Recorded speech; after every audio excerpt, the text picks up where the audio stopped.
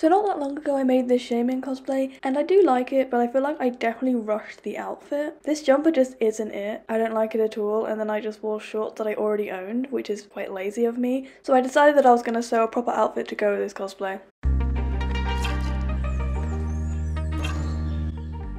So I decided to use the same jumper I did for the last cosplay as my base. I never wear this jumper, it's so big on me that I just don't like wearing it out the house. So I'm actually really happy to be cutting it up and making it into new clothing that I can actually wear. What I've decided to do is to make it into a very cropped jumper and then a pair of shorts. So I started out by taking the jumper, just laying it flat on the floor and marking out where I want to cut and sew. So for the top half, I started by making the sleeves a little bit thinner. They look very baggy on me, and I feel like they'll look better if they're a little bit tighter on my arms. Kind of gives it a more fighter kind of feel, because the big baggy arms wouldn't really make sense if you're trying to use a dagger, so I feel like this just makes more sense for a fighting character. And I also brought the shoulder pieces up closer to the neck. This is just because obviously the jumper is far too big for me, and this is just going to make it look like it's my right size. With all my pieces marked and cut out, I went on to actually putting this all together. I started off by detaching the sleeves from the little bit of extra fabric that was on the main top. This is just so I get that nice curve that the manufacturers cut into these sleeves. That way they will actually look like proper sleeves when I put them back on, because I'm not great at making patterns. I'm not fully sure of the angles that I need to cut out for a sleeve to look good and to sit properly.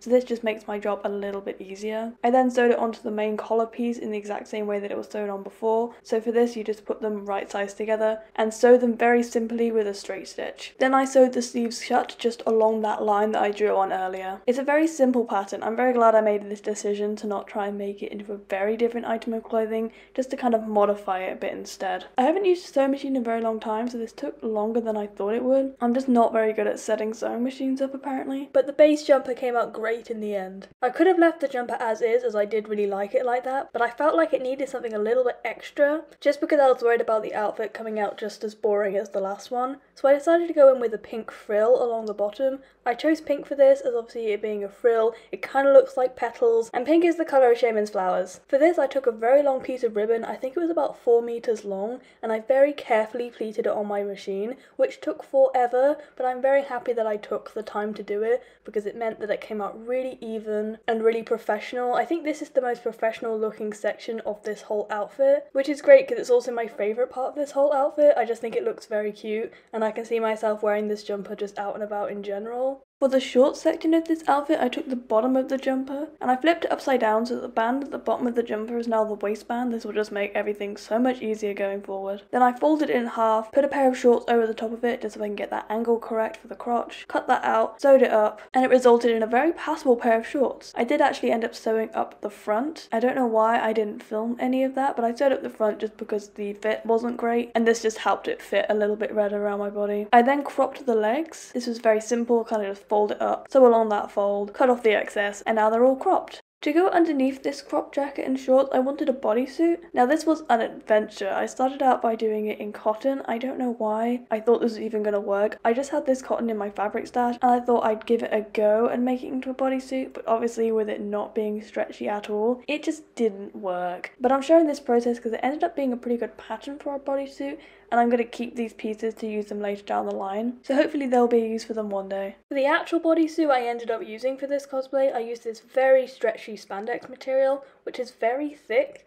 so it's very warm to wear, but it's the only thing that the shop had in this colour. He also gave it to me on a discount because they only had 1 meter and I wanted 1.5 meters. I'm not even sure why I wanted 1.5 meters because I didn't end up even using 1 meter, but regardless, it was originally £7 a meter and he gave it to me for £5, so I think that's a very good deal and it's very nice of him to do that. But anyway, for this I laid a swimming costume over the top of the fabric and drew around it very carefully. I then added seam allowance and folding allowance where I wanted to fold in all of the edges to make them nice and neat later, and I cut them out, just sewed it all together just all along those seams. It was a very simple thing to do and it came out really cute. I'm very happy with this. I did have a little bit of problem folding in the seams because for some reason the green thread that I was using was not catching properly, which meant that the top was really spaced apart. I think this was because the top was for some reason going through in the machine much faster than the bobbin and it just couldn't pick each other up and it just wasn't working. But I switched the thread I was using and it worked absolutely fine in the end. I just had to be very careful to stretch the whole fabric while I was sewing it, because if you don't do this and then you stretch the fabric, it can rip out those seams. With the bodysuit done, I was completely finished sewing, and I could finally go on to the other elements of this cosplay.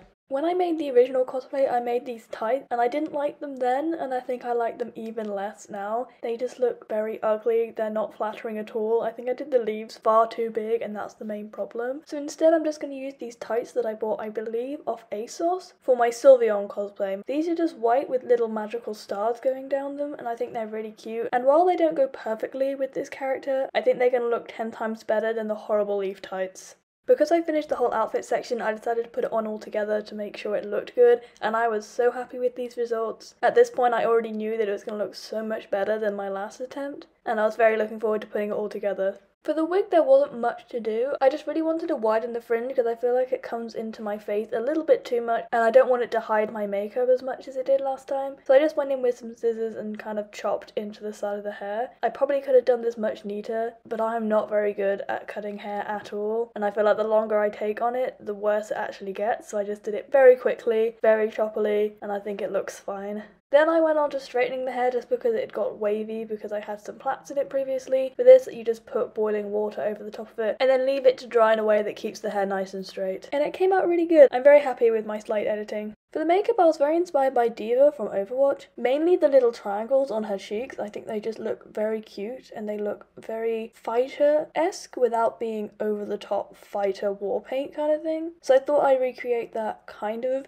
I did more of a pointy aesthetic because obviously with Shaymin being a hedgehog, I thought that would work better with the character than triangles. So I basically just did a green base on my eye, and then I went in with white eyeliner, and I did those little triangles on my cheeks as well as up onto my forehead just to cover up the spots that I've got on my eyebrows because I didn't really want those in the final look, and I didn't want to wear foundation either, so that was my way of going about it. And to add some pink into the look, I did a little bit of blush over the nose just because I think it looks really cute. And I also did my lips pink. I think I prefer this makeup to the last time I did Shaymin cosplay. I think it just looks more fighter-esque, as I said, and it looks more like the character. Like, I feel like it reads quite well as a Pokemon, which is obviously the main goal. And with that, we're all done and we're ready to see the final result.